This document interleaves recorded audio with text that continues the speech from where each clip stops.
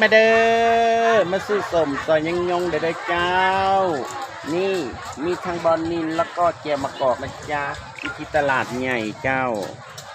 ตลาดใหญ่สวรรค์ไซตรงกระมุกทหารนะมาสุชาไวๆเลยสุชาพี่น้องขามาเร็วๆนะสุชา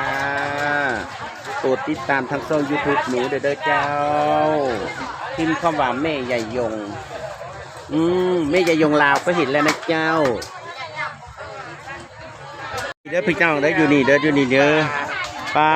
คนสวยนางกาคนสวยเด้อจะเพิ่นมาซื้อเนี่ย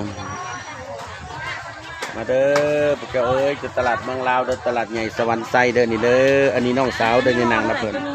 อันนั้นห่อ10 3ห่อ25เด้อันเดียวกันได้รุ่นเลยเอาเลยมันกินเอาแล้วเอาอีกบ่เด้อขายเครื่องให้เพิ่นก่อนแซ่บบ่ปลานินเด้อปลานินเด้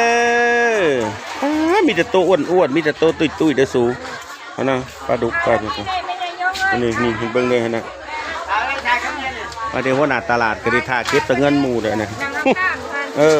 อันนั้นได้เก็บเงินแต่เงินหมู่นะเบิ่งเนี่ยเศร้าโลกในวันเราหนักเสื่อมหนีตายแต่ว่าเราเสื่อมบ่ได้เราเสื่อมบ่ได้ตายแต่เหิงเป็นเราเก่งแต่ขาดปูปลาหน้าพี่เจ้าเอ้ยตลาดเมืองลาวเด้อสวรรค์เขตเด้อพี่เจ้าขากได้ขากได้พี่เจ้าเอ้ยมีแต่ของธรรมชาติเด้อพี่เจ้ามาเด้อ